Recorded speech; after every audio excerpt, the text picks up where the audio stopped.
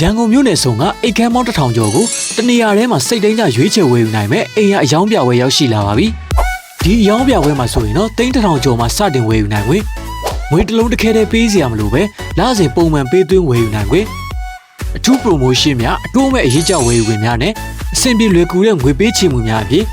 ဒီအယောင်းပြပွဲအတွက် developer များရဲ့တီးတန့်အထူး discount များအဖြစ်တိုက်ခန်းနဲ့ mini condo တွေကိုစိတ်ကြိုက်ရွေးချယ်ဝယ်ယူနိုင်မှာပဲဖြစ်ပါတယ်။ဒီရောင်းပြပွဲမှာဆိုရင်စိတ်ချခိုင်မာမှုရှိတဲ့ developer များမှာ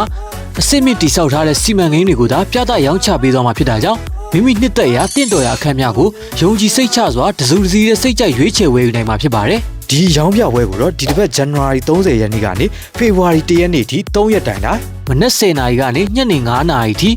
အမှတ်85လေးလွာဦးဝိစာလန်းနဲ့ဓမ္မစရီလန်းတောင်စမ်းချောင်းမြို့နယ်မှာကျင်းပပေးသွားမှာပါ